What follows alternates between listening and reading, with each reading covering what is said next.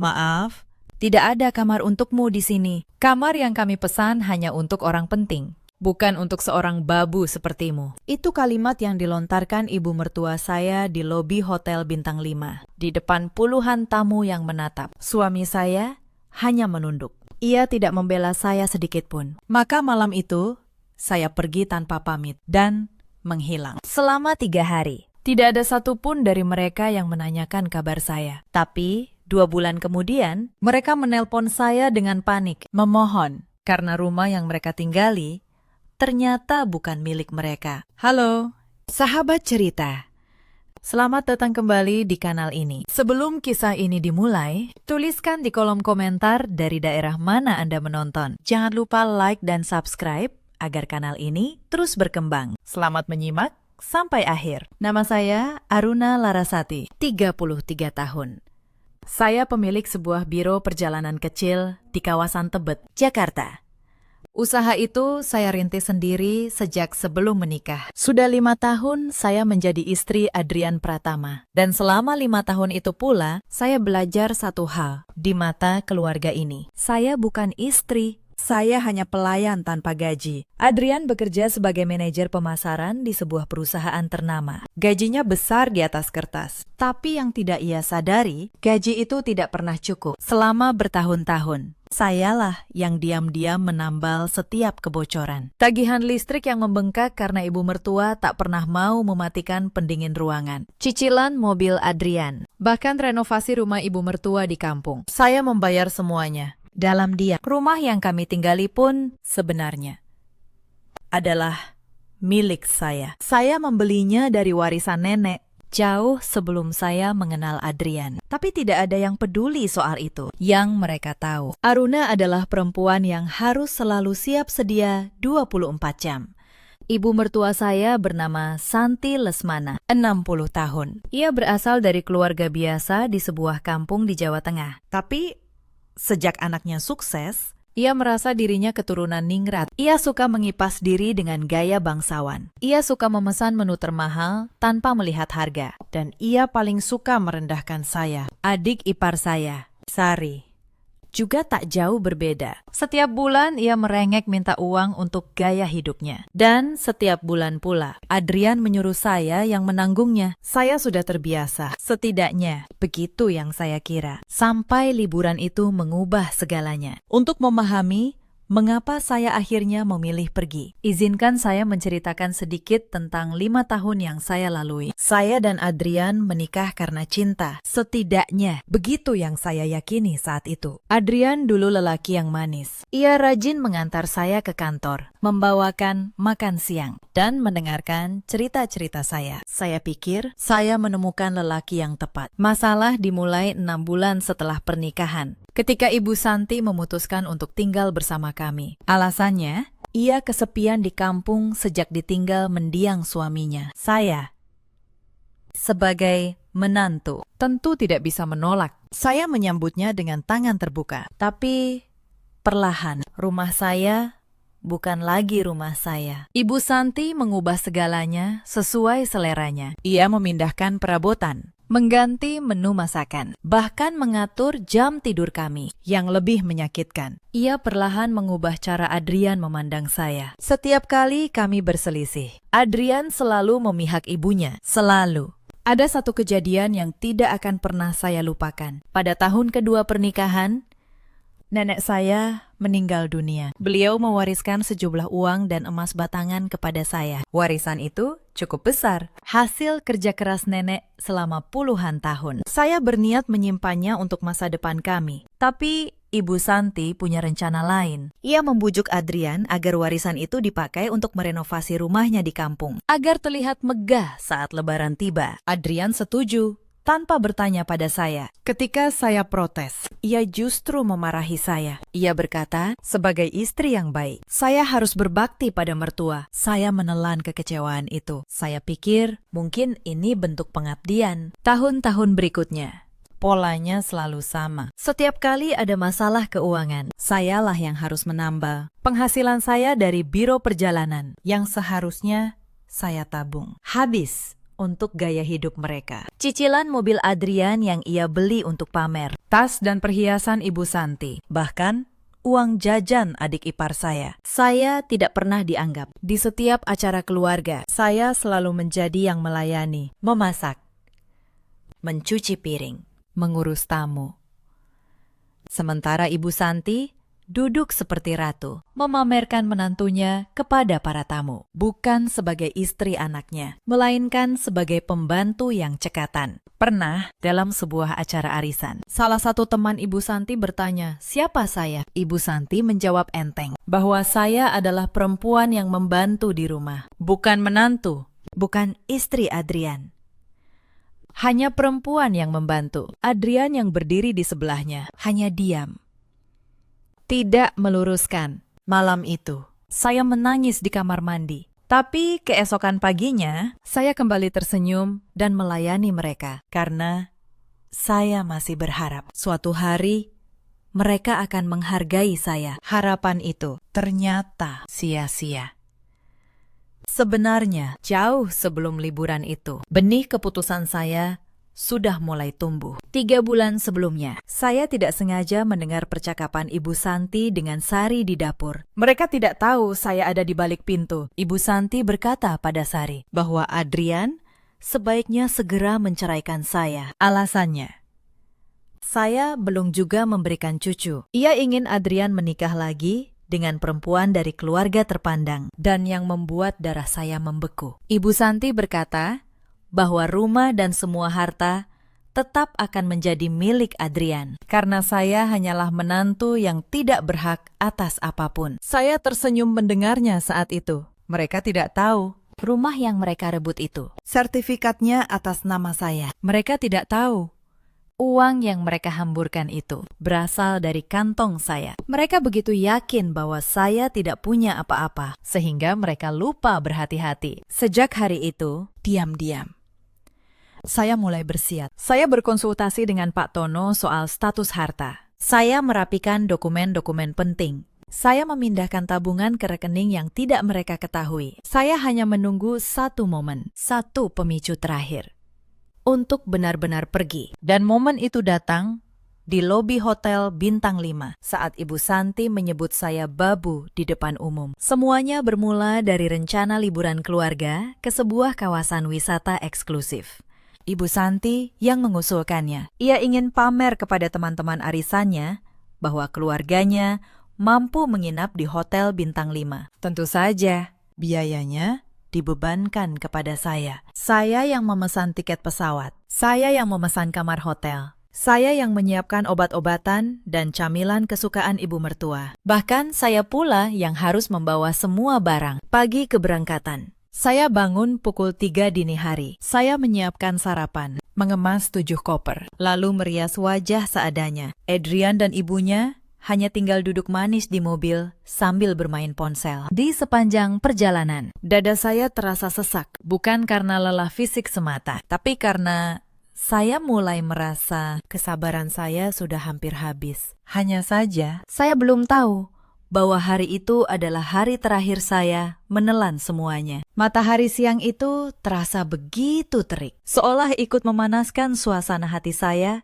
yang sudah mendidih sejak perjalanan dimulai. Saya berdiri di depan pintu kaca otomatis sebuah hotel megah. Kedua tangan saya kebas mencengkeram 2 koper besar. Di bahu kanan tersampir tas berisi obat-obatan dan camilan milik ibu mertua. Peluh menetes dari pelipis, merusak riasan tipis yang saya kenakan sejak subuh. Beberapa langkah di depan, Adrian dan Ibu Santi berjalan dengan dagu terangkat tinggi, tanpa membawa beban apapun selain tas tangan kecil bermerek mahal. Mereka melenggang masuk ke lobi yang dingin, meninggalkan saya bergulat sendirian dengan 5 koper besar dan 2 tas jinjing. Tidak ada satupun petugas yang sigap membantu. Rombongan tamu lain baru saja tiba bersamaan. Saya menggertakkan gigi, merebut sebuah troli dari pojok pilar, lalu menumpuk semua koper dan mendorongnya masuk. Di dalam lobi bermarmer itu, Ibu Santi sudah duduk manis di sofa beludru merah merun. Ia mengibaskan kipas lipatnya, sesekali mengeluh tentang cuaca yang menurutnya tidak bersahabat bagi kulit halusnya. Adrian berdiri di sampingnya, sibuk membaca pesan di ponsel. Sama sekali tidak menoleh untuk memastikan apakah istrinya butuh bantuan. Pemandangan ini sudah menjadi makanan sehari-hari bagi saya selama 5 tahun. Saya memarkir troli di dekat pilar, lalu berjalan ke meja resepsionis, tempat Adrian akhirnya mulai melakukan pendaftaran. Wajah Adrian tampak berkerut.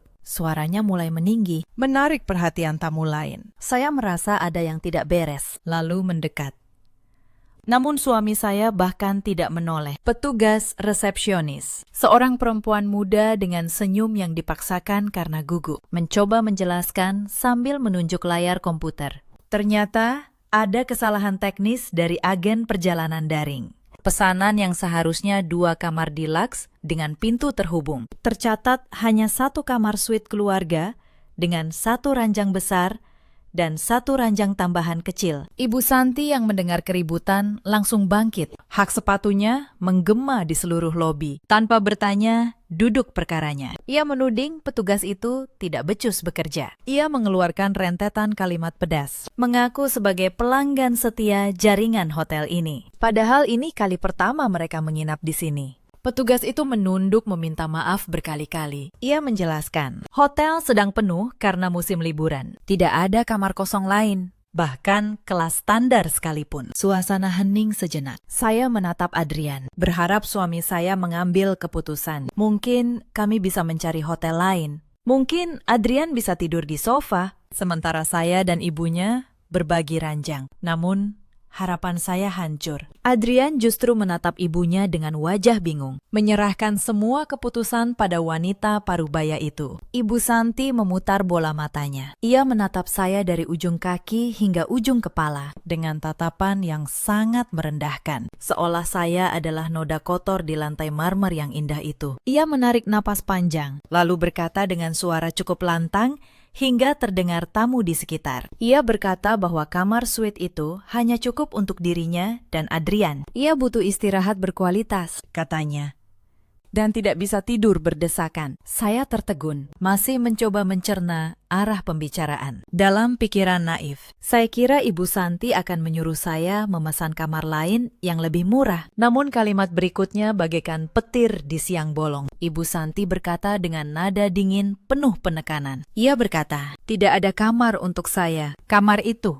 katanya, hanya untuk orang-orang penting, yaitu dirinya dan anak lelakinya, bukan untuk seorang babu seperti saya. Wajah saya memanas seketika. Kata babu itu terngiang-ngiang, memantul-mantul di dinding kepala saya yang mulai pening. Saya menoleh cepat ke arah Adrian, menuntut pembelaan. Namun Adrian, lelaki yang berjanji melindungi saya di depan penghulu 5 tahun lalu, hanya menunduk memainkan ujung kemejanya, tidak berani menatap mata saya, apalagi membantah ibunya. Belum cukup sampai di situ. Ibu Santi bertanya kepada resepsionis, apakah ada ruangan gudang atau kamar pelayan yang bisa dipakai? Resepsionis itu serba salah, lalu ragu menyebut ada kamar kecil di lantai dasar dekat parkir, biasanya untuk sopir tamu VIP. Kondisinya sederhana, tanpa pendingin ruangan. Ibu Santi tersenyum.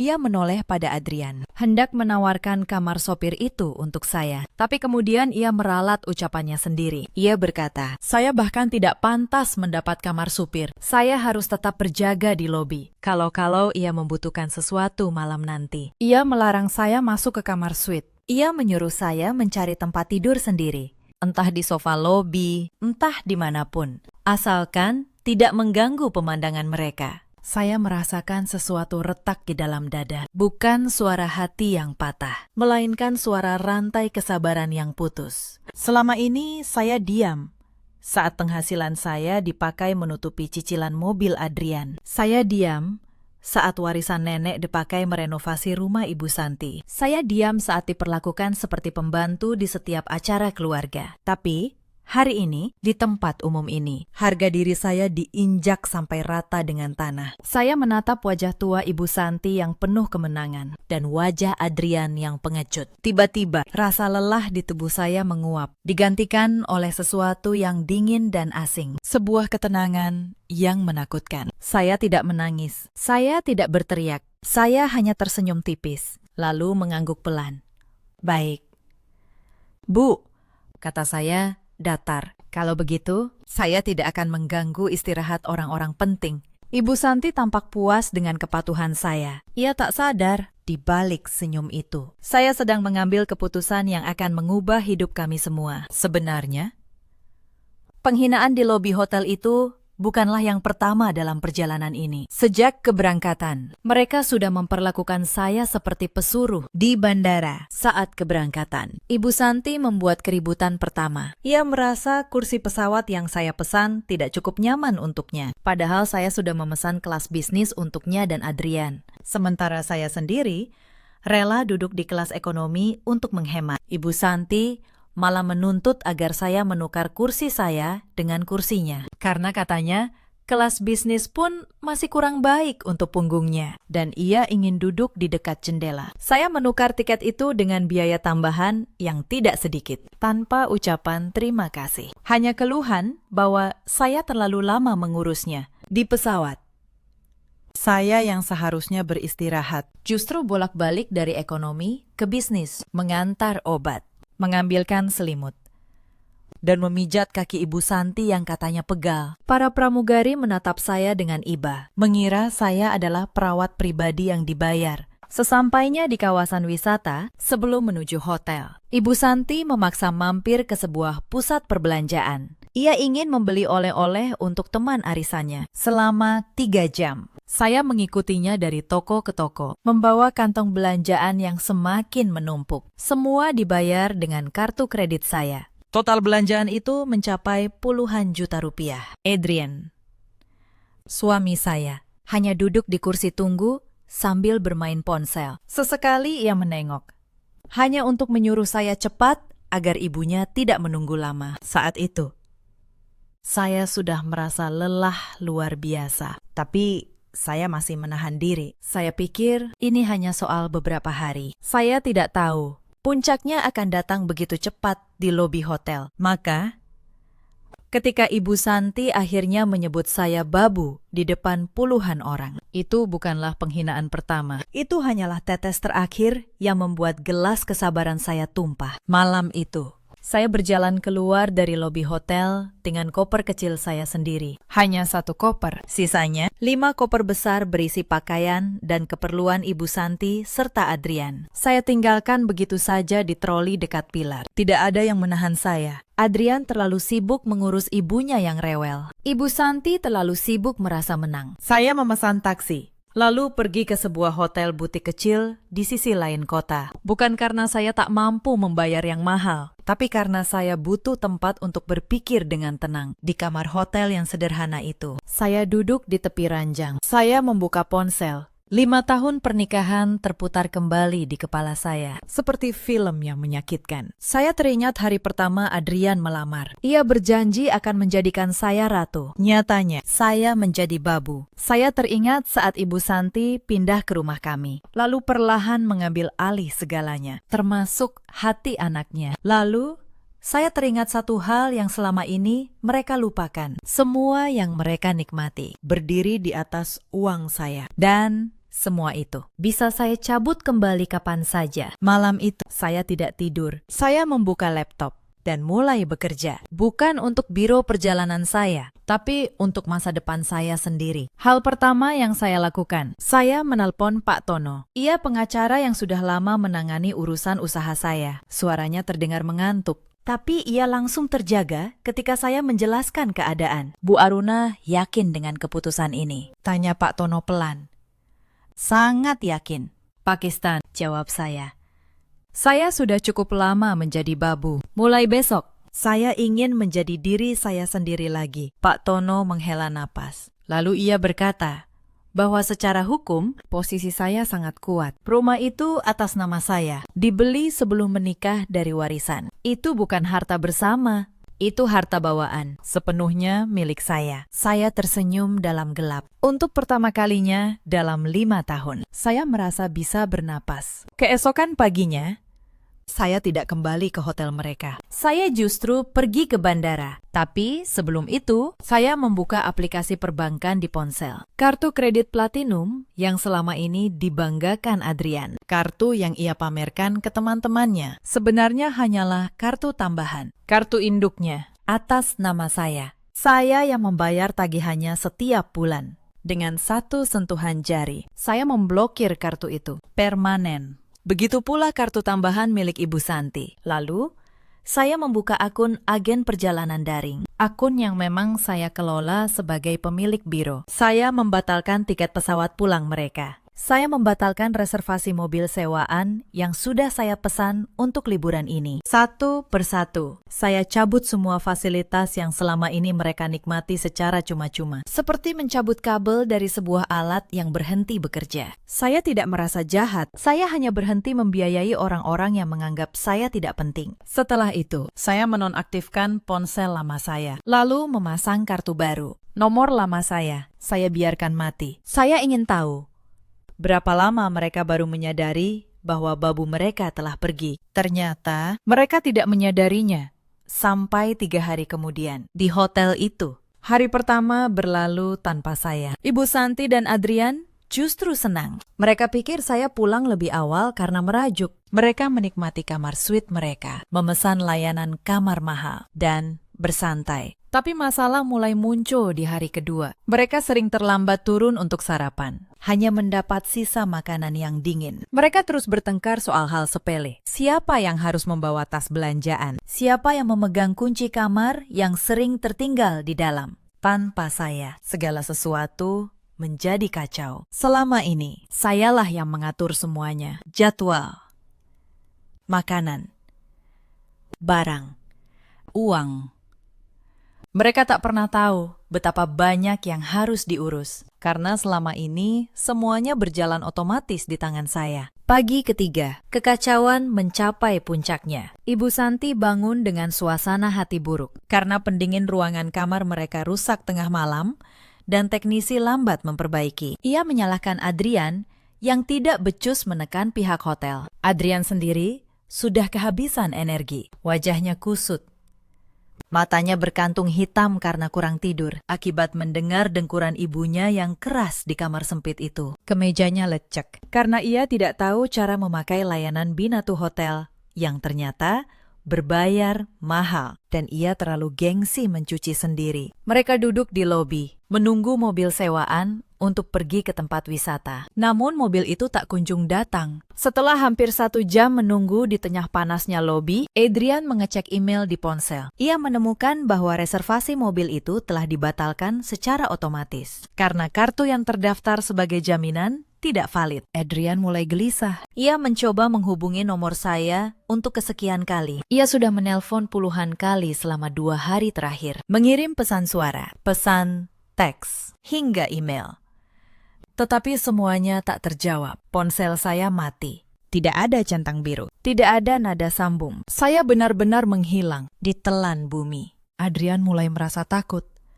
Bukan karena mengkhawatirkan keselamatan istrinya, melainkan karena mengkhawatirkan nasibnya sendiri yang mulai berantakan. Ibu Santi yang tidak sabar mulai mengomel panjang lebar di depan umum. Ia menuduh Adrian tidak becus mengurus apapun. Demi menenangkan ibunya yang mulai mengamuk seperti anak kecil, Adrian memutuskan memesan taksi daring dengan tarif mahal menuju sebuah restoran makanan laut terkenal di pinggir pantai. Ia berpikir, makan siang mewah akan meredakan amarah ibunya. Ia yakin saya hanya sedang merajuk dan bersembunyi di hotel murah di sekitar sana. Adrian berpikir, nanti malam ia akan mencari saya lagi, lalu memaksa saya pulang.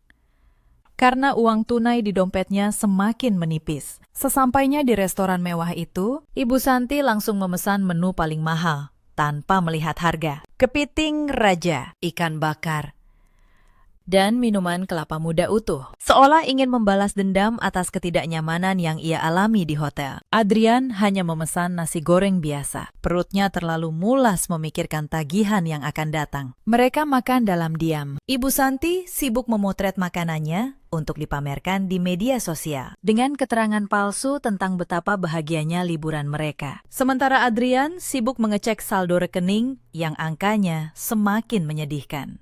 Ia berharap kartu kredit tambahannya masih bisa dipakai. Saat pelayan datang membawa tagihan, Adrian dengan percaya diri mengeluarkan kartu kredit platinum yang selama ini ia banggakan. Ia tidak tahu bahwa kartu itu hanya kartu tambahan yang induknya saya pegang. Pelayan mengambil kartu itu dengan sopan, lalu membawanya ke mesin di meja. Adrian meneguk air putih, mencoba bersikap santai. Namun beberapa detik kemudian, pelayan kembali dengan wajah canggung. Ia memberitahu Adrian bahwa transaksinya ditolak. Adrian mengerutkan kening, yakin ada kesalahan mesin. Ia menyuruh pelayan mencoba lagi. Pelayan menuruti, namun hasilnya sama.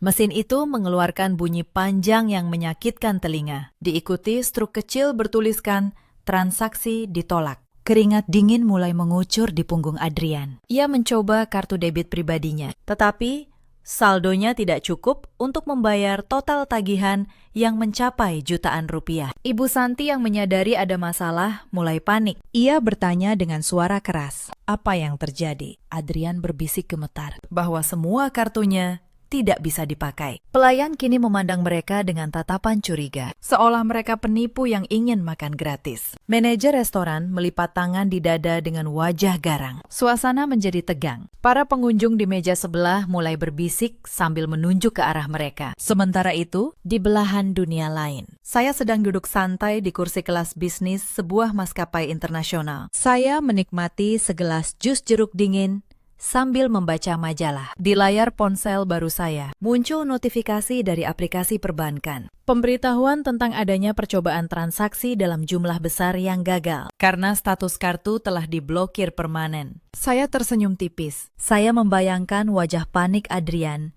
dan wajah merah padam Ibu Santi. Saya tidak merasa bersalah sedikit pun. Saya menutup notifikasi itu, lalu memejamkan mata, bersiap memulai petualangan baru seorang diri, meninggalkan beban hidup yang selama ini saya pikul di pundak. Kembali ke restoran, situasi berubah menjadi mimpi buruk. Ibu Santi akhirnya terpaksa membongkar isi tasnya. Ia mengeluarkan dompet kecil, tempat ia menyimpan uang pensiun mendiang suaminya. Uang yang selama ini ia sembunyikan rapat-rapat. Dengan tangan gemetar menahan marah dan malu. Ia menghitung lembar demi lembar uang tunai di depan manajer restoran dan pelayan yang menontonnya. Itu adalah penghinaan terbesar bagi Ibu Santi, yang selalu merasa dirinya keturunan ningrat. Ia harus membayar makanannya sendiri di depan umum, karena anak lelakinya tidak mampu. Setelah lunas, Ibu Santi berdiri.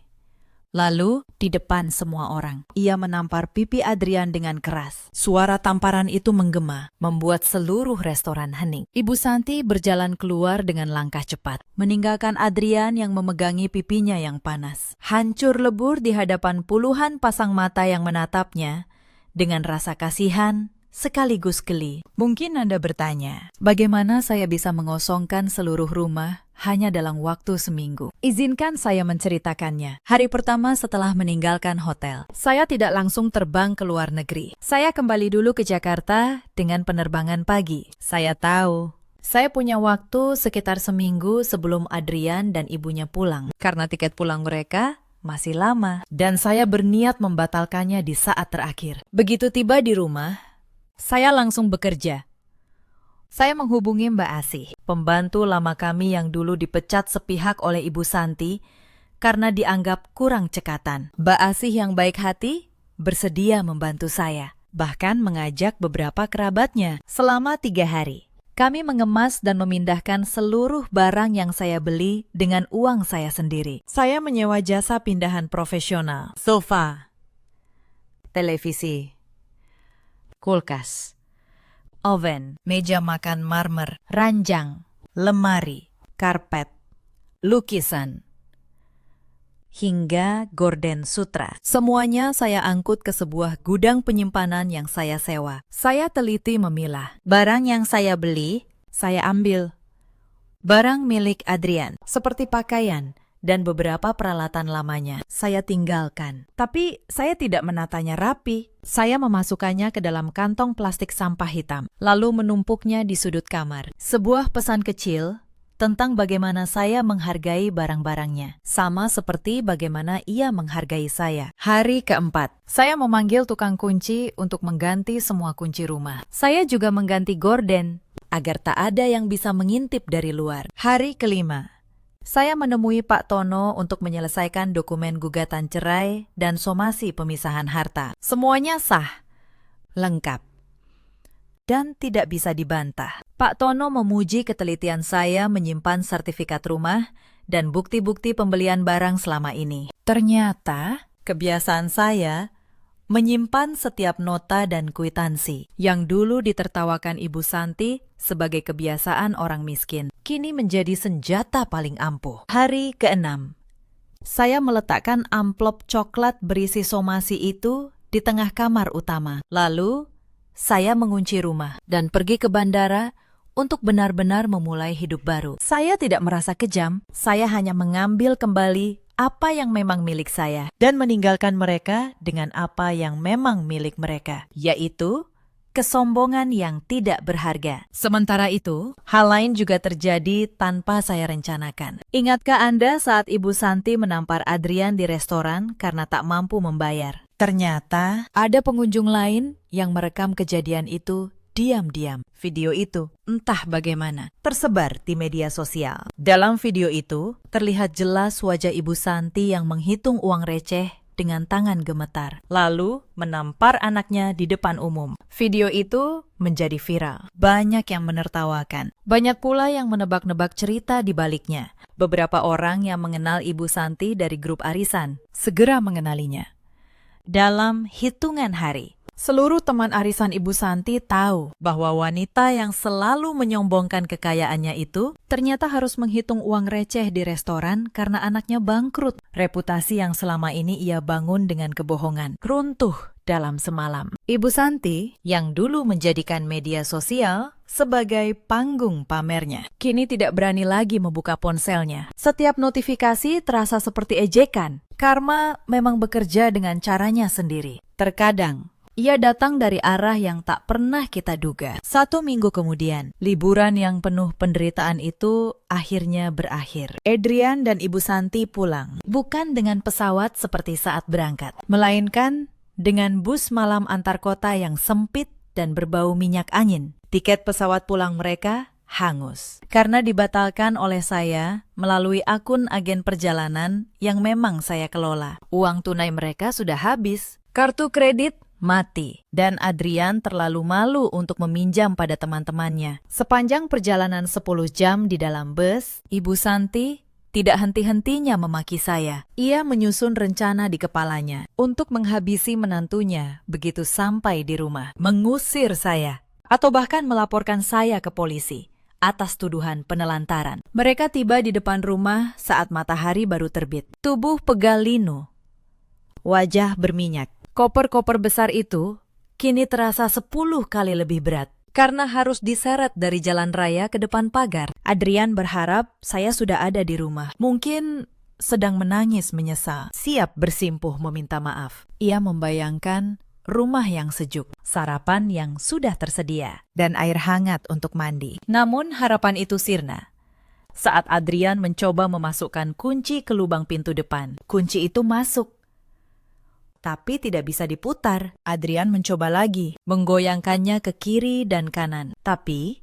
pintu tetap terkunci rapat. Kuncinya sudah diganti. Ibu Santi mulai berteriak dari belakang, menyuruh Adrian jangan main-main. Adrian yang panik menggedor pintu, memanggil nama saya berulang kali. Tidak ada jawaban. Rumah itu sunyi senyap. Jendela tertutup rapat dengan tirai yang sepertinya sudah diganti karena warnanya berbeda. Firasat buruk mulai menjalar di dada Adrian. Ia akhirnya memanggil tukang kunci yang kebetulan lewat di kompleks. Dengan sisa uang receh terakhir, ia membayar tukang kunci itu untuk membobol pintu rumahnya sendiri. Suara bor dan palu yang menghantam gagang pintu terdengar memilukan di pagi yang sunyi.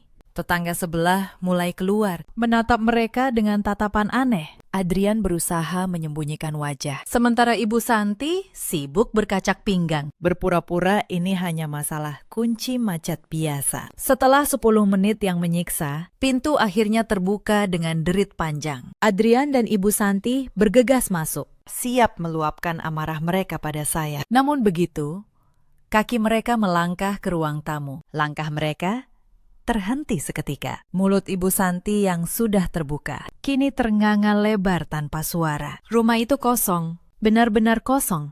Tidak ada sofa kulit tempat Adrian biasa menonton bola. Tidak ada televisi layar datar 60 inci yang saya beli tahun lalu. Tidak ada karpet, tidak ada lukisan di dinding. Bahkan gorden sutra yang mahal itu pun lenyap. Ruang tamu itu hanya menyisakan lantai keramik yang dingin. Dan jejak debu berbentuk kotak di tempat barang-barang dulu berada. Suara langkah kaki mereka menggema, memantul di dinding kosong yang seolah menertawakan mereka. Adrian berlari ke dapur. Kosong. Kulkas 2 pintu. Oven tanam. Meja makan marmer. Semuanya hilang. Hanya tersisa kompor portabel lama milik Adrian zaman kuliah. Tergeletak menyedihkan di pojok ruangan. Adrian berlari naik ke lantai 2, menuju kamar tidur utama. Jantungnya berdegup kencang, berharap setidaknya ranjang mereka masih ada. Ia membuka pintu kamar dengan tergesa. Kosong.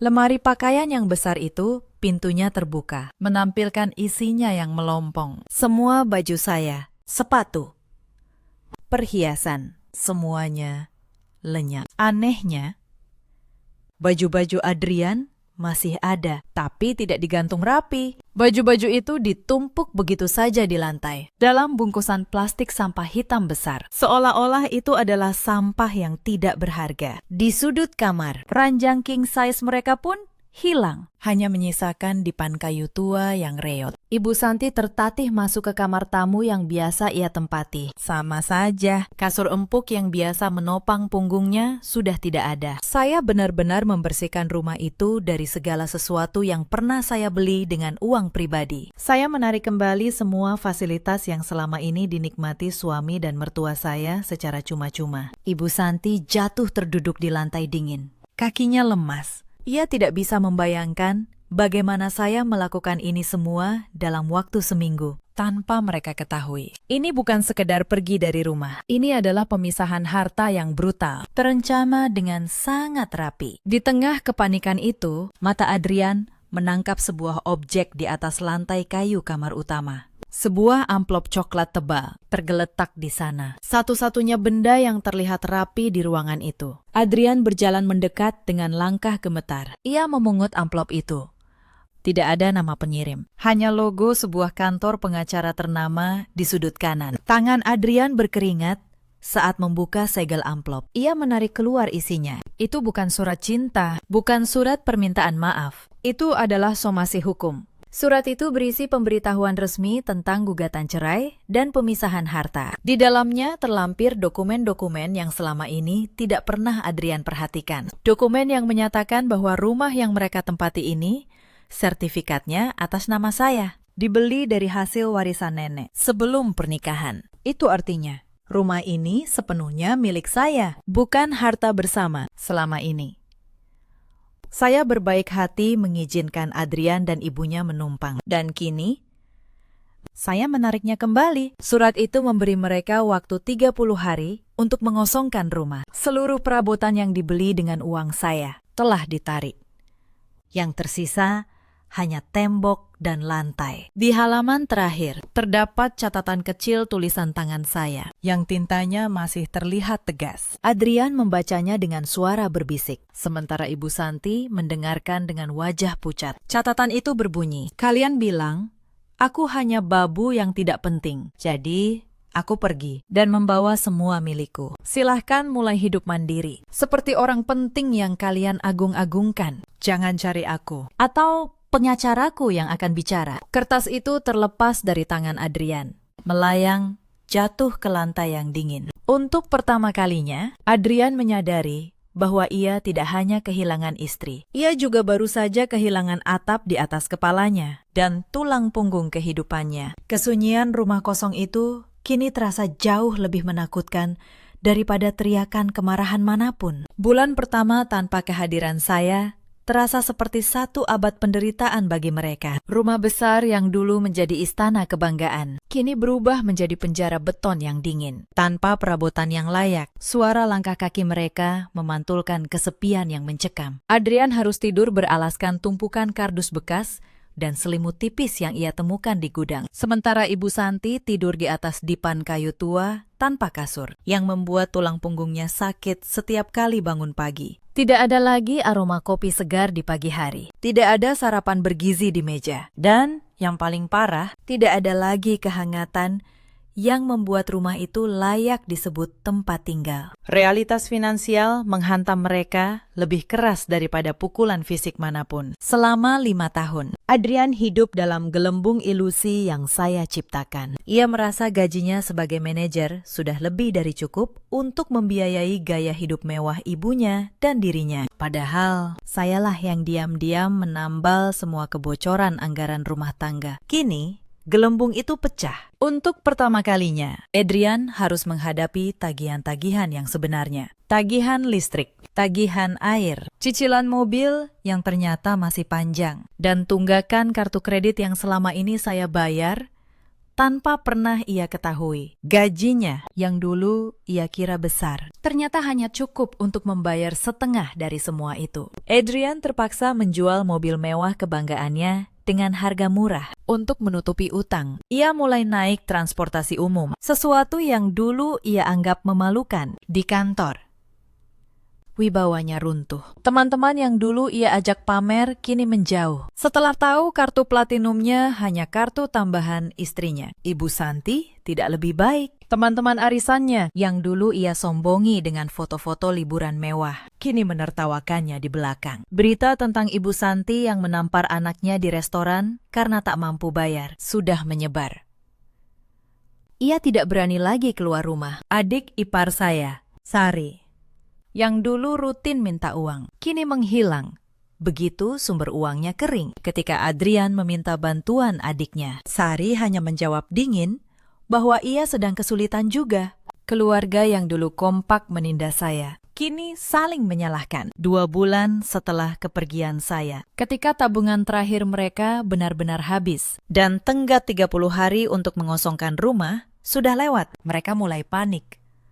Mereka tidak punya tempat tinggal, mereka tidak punya uang, dan rumah satu-satunya yang mereka kira milik mereka ternyata milik saya. Saat itulah ponsel baru saya berdering, nomor yang tidak saya kenal. Tapi ketika saya angkat, suara di seberang sangat saya kenal. Itu suara Adrian bergetar, memohon, "Aruna, tolong, maafkan aku, maafkan ibu. Kami salah. Kami tidak punya tempat tinggal lagi. Tolong, kembalilah."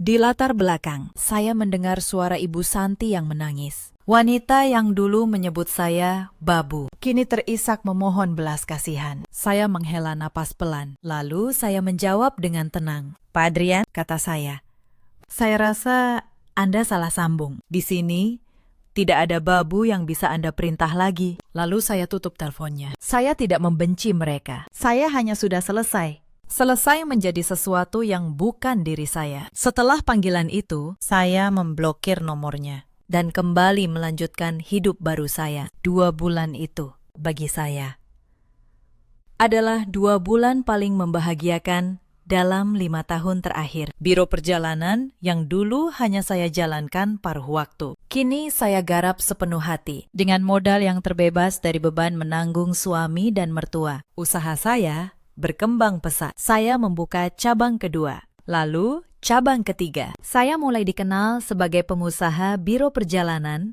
yang menangani klien-klien penting. Saya pindah ke apartemen mewah di kawasan Kuningan. Saya membeli mobil sendiri dengan uang sendiri. Saya tidak lagi bangun pukul 3 dini hari untuk melayani siapapun. Saya bangun pukul 7, menyeduh kopi sendiri, dan menikmati pagi yang tenang. Untuk pertama kalinya, saya hidup untuk diri saya sendiri. Beberapa bulan kemudian, takdir mempertemukan kami sekali lagi. Saat itu, saya sedang dalam perjalanan dinas ke kawasan wisata yang sama, tempat semuanya bermula. Saya menginap di hotel bintang 5 yang sama. Hotel tempat Ibu Santi pernah berkata, saya tidak pantas mendapat kamar. Kali ini, saya datang sebagai tamu kehormatan. Saya memesan Presidential Suite, kamar termahal di hotel itu, untuk keperluan menjamu klien. Pagi itu, saya turun dari mobil di depan lobi, mengenakan setelan rapi dan kacamata hitam. Seorang petugas bergegas membawakan koper saya, dan di sanalah,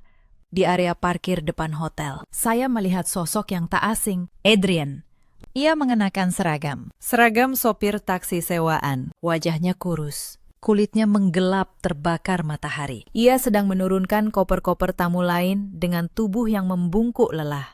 Lelaki yang dulu enggan membawakan koper istrinya sendiri, kini menjadi pengangkut koper orang lain demi sesuap nasi. Pandangan kami bertemu. Mata Adrian membelalak. Ia mengenali saya seketika. Untuk sesaat, ia hanya berdiri mematung. Lalu ia mendekat dengan ragu, hendak menyapa. Tangan kami sempat bersentuhan sedikit saat ia secara refleks mencoba membantu koper saya. Ia menatap mata saya, seolah memohon pengakuan, seolah berharap saya masih mengenalnya sebagai suami. Saya membuka kacamata hitam saya. Saya menatap mata Adrian lurus-lurus. Tidak ada kebencian. Tidak ada kemarahan. Hanya ada tatapan datar dan asing. Terima kasih, Pakistan. Ini tips untuk Anda, kata saya, sambil menyelipkan selembar uang Rp100.000 ke saku kemejanya yang lusuh. Saya tidak memanggil namanya. Saya memperlakukannya layaknya petugas jasa biasa yang baru saja membantu saya. Lalu, saya berbalik badan, disambut oleh manajer hotel yang sudah menunggu dengan senyum lebar. Selamat datang kembali, Bu Aruna.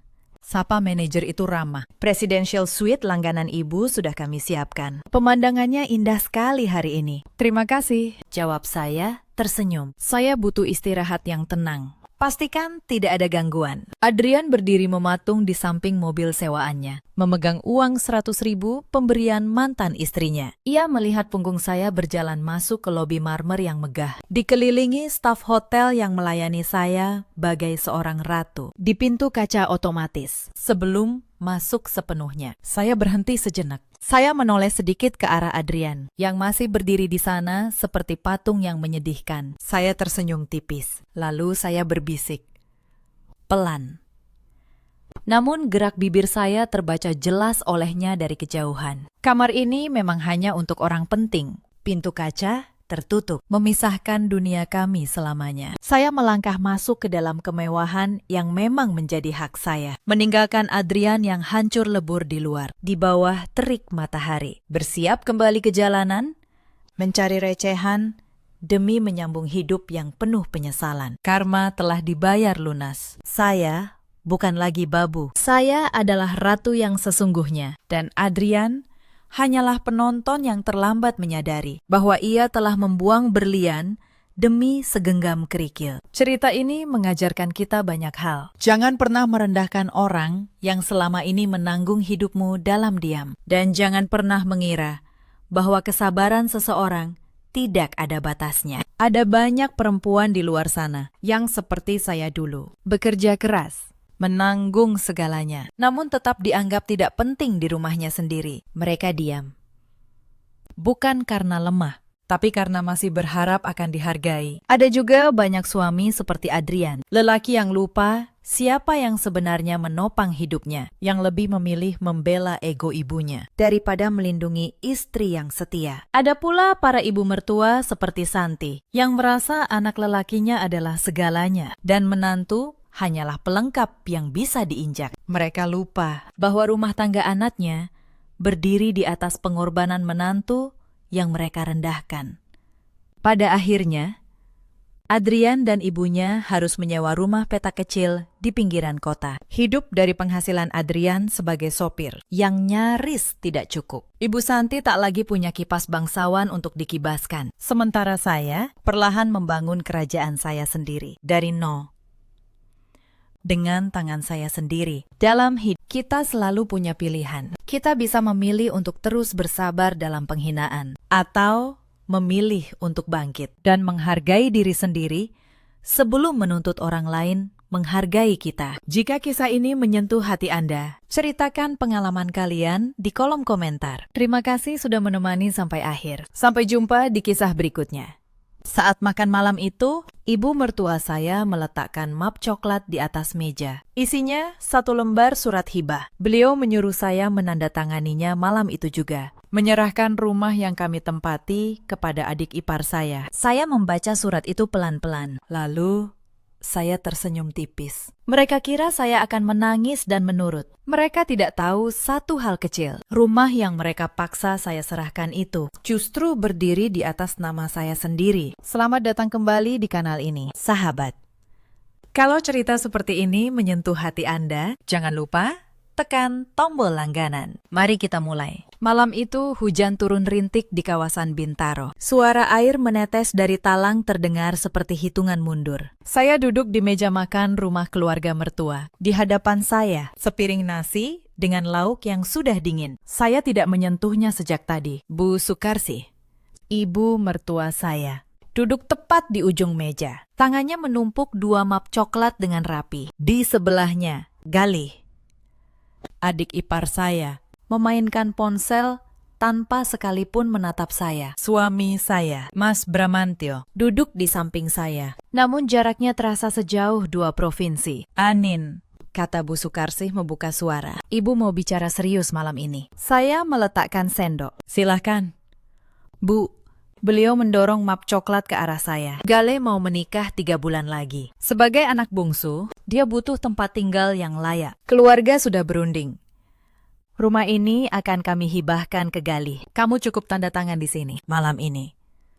Saya menatap map itu. Lalu saya menatap wajah-wajah di sekeliling meja. Tidak ada satupun yang merasa sedang melakukan kesalahan. Bu, kata saya, hati-hati. Rumah ini kami tempati sejak menikah. Tapi, maaf. Sejak kapan rumah ini menjadi milik keluarga untuk dihibahkan? Bu Sukarsih mendengus. Beliau melipat tangan di dada. Anin, kamu ini sudah jadi menantu di keluarga ini.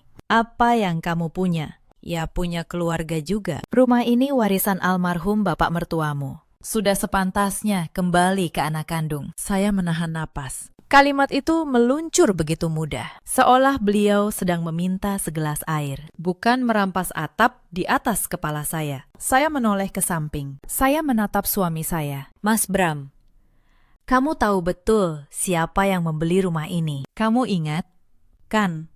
4 tahun lalu. Bramantyo tidak berani menatap mata saya. Dia menarik nafas panjang. Sudahlah, Anin. Ini demi keluarga. Galih, adik saya. Masa kamu tega lihat dia luntang-lantung? Galih akhirnya mengangkat wajah. Dia menyeringai tipis. Mbak Anin kan masih muda. Masih bisa cari rumah lagi. Saya yang butuh sekarang. Saya merasakan sesuatu yang panas naik dari dada saya ke ujung kepala. Namun saya menahannya. Saya tahu.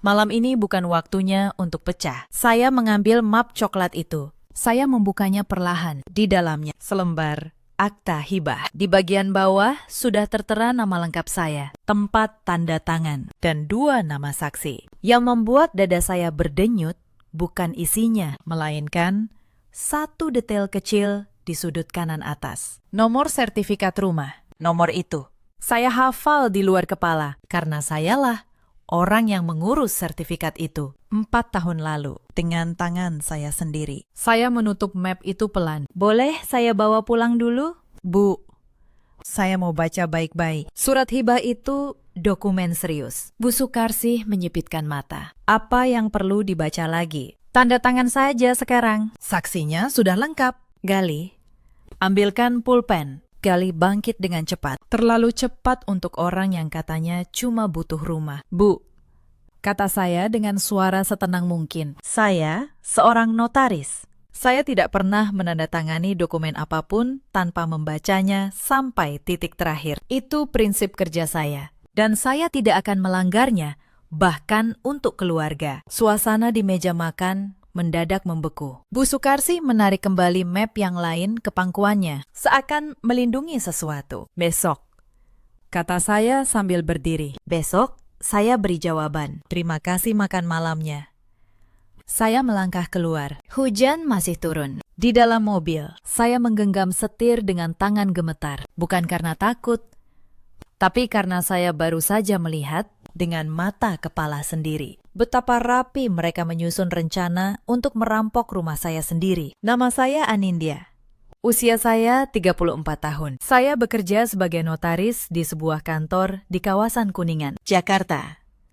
Sudah 12 tahun saya menggeluti dunia akta, sertifikat, dan hitam di atas putih. Saya tahu betul di dunia ini yang menentukan kebenaran bukan suara paling keras, melainkan dokumen yang sah. Saya menikah dengan Bramantyo 4 tahun lalu. Saat itu dia karyawan biasa di sebuah perusahaan logistik. Saya jatuh cinta pada caranya yang sederhana, pada janjinya untuk membangun rumah tangga yang setara. Saya tidak pernah menyangka janji itu sehancur ini. Mari saya ceritakan tentang rumah itu. 4 tahun lalu, beberapa bulan sebelum kami menikah, keluarga Bramantyo terlilit utang. Bapak mertua saya, almarhum, terjerat usaha yang gagal total. Rumah keluarga di Bintaro nyaris disita bank. Saat itu Bramantyo datang kepada saya dengan mata sembab. Dia memohon agar saya membantu menyelamatkan rumah itu. Saya punya tabungan, hasil kerja keras saya sejak lulus kuliah. Saya menggunakan seluruh tabungan saya, ditambah pinjaman bank atas nama saya sendiri, untuk menebus rumah itu dari penyitaan. Totalnya nyaris 1,5 miliar, karena dana berasal dari saya, dan demi keamanan hukum. Rumah itu kemudian dibalik nama menjadi atas nama saya. Bramantyo sendiri yang menemani saya ke kantor pertanahan waktu itu. Dia tahu persis, bapak mertua saya, sebelum beliau wafat 2 tahun lalu, juga tahu dan menyetujui. Beliau bahkan sempat berkata, "Anin, kamu sudah menyelamatkan kehormatan keluarga ini. Rumah ini hakmu." Saya tidak pernah mengungkit hal itu. Saya membiarkan keluarga mertua tetap tinggal di sana bersama kami, seolah tidak ada yang berubah. Saya pikir, untuk apa menyakiti hati orang tua dengan urusan kepemilikan? Ternyata, kebaikan saya justru mereka anggap kelemahan. Malam itu, di dalam mobil, satu hal menjadi sangat jelas bagi saya. Bu Sukarsi dan Gali sedang berusaha mengambil rumah yang secara hukum adalah milik saya. Dan untuk itu, mereka jelas membutuhkan satu dokumen palsu, akta hibah dengan nomor sertifikat saya, yang seolah-olah saya serahkan dengan sukarela. Pertanyaannya hanya satu, dari mana mereka tahu nomor sertifikat itu? Padahal sertifikat aslinya tersimpan rapat di safe deposit box bank saya. Saya menyalakan mesin. Malam itu juga, saya memutuskan satu hal. Saya tidak akan menangis. Saya akan menyelidiki. Keesokan paginya, saya datang lebih awal ke kantor. Saya menutup pintu ruangan, lalu membuka laptop.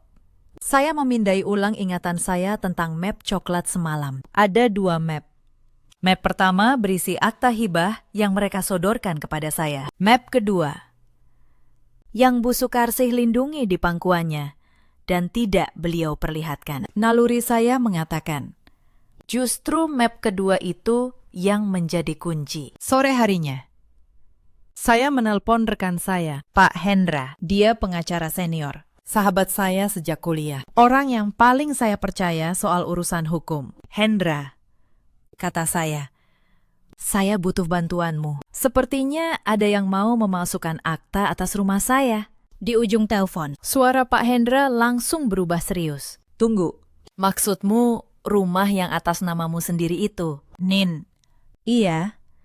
Mertua dan adik ipar saya membuat akta hibah. Seolah-olah saya menyerahkan rumah itu ke Gali, lengkap dengan nomor sertifikat yang benar. Pak Hendra terdiam sejenak. Kalau nomor sertifikatnya benar, berarti mereka punya akses ke salinan sertifikatmu. Atau seseorang membantu mereka dari dalam. "Nin, ini bukan cuma drama keluarga. Ini tindak pidana pemalsuan dokumen." Saya menutup mata. Saya tahu itu. Saya hanya butuh seseorang mengucapkannya dengan lantang, agar saya berhenti meragukan diri sendiri. Saya butuh 3 hal, kata saya.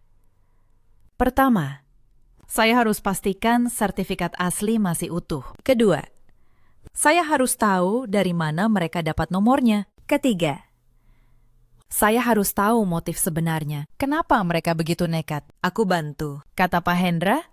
Mantap. Mulai dari sertifikat dulu. Cek safe depositmu besok pagi. Malam itu saya pulang ke rumah saya sendiri, yang kini terasa seperti sarang serigala. Bramantio sedang menonton televisi di ruang tamu. Dia menoleh sebentar, lalu kembali menatap layar. "Sudah kamu tanda tangani suratnya?" tanyanya tanpa menoleh. "Belum," jawab saya. Saya bilang, "Besok." Dia menghela napas panjang, seolah saya yang sedang menyusahkan. "Anin, kamu jangan bikin susah ya. Ibu sudah tua, Galih juga sudah mau berumah tangga. Kita ini keluarga." Saya berhenti di ambang pintu. "Mas, 4 tahun lalu, siapa yang menebus rumah ini dari si Tabang?" Bramantio terdiam. Untuk pertama kalinya malam itu, dia menoleh dan menatap saya. Namun dia tidak menjawab. Dia hanya kembali memalingkan wajah ke televisi. Diam itu lebih menyakitkan daripada 1000 hinaan. Esok paginya, saat saya bersiap berangkat kerja, saya tidak sengaja mendengar percakapan dari dapur. Bu Sukarsi sedang berbicara dengan Galih. Suaranya pelan, tapi cukup jelas terdengar. "Pokoknya akhir pekan ini harus beres," kata Bu Sukarsi. "Kalau Anin tetap keras kepala, kita panggil Pak Notaris itu. Suruh dia yang yakinkan. Anin pasti tidak berani melawan kalau ada notaris resmi di depannya." "Tenang, Bu," jawab Galih. "Mbak Anin itu cuma sok pintar.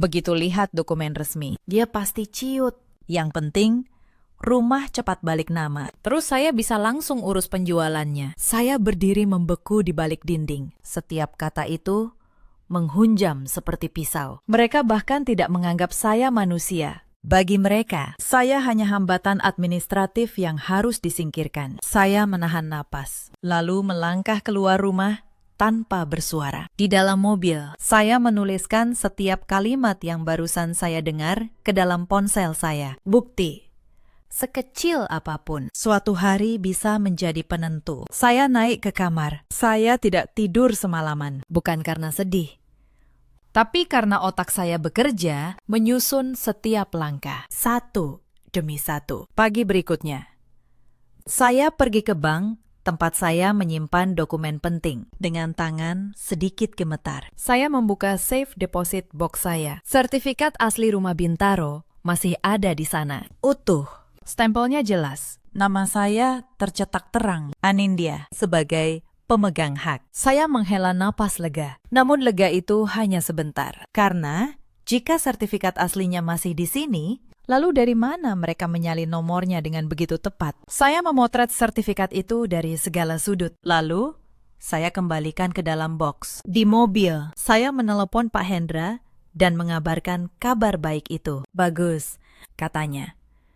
"Berarti yang mereka pegang cuma akta palsu, tanpa sertifikat asli. Itu kelemahan fatal mereka. Nin, akta hibah tanpa sertifikat asli tidak akan bisa balik nama di kantor pertanahan. Mereka pasti tahu itu.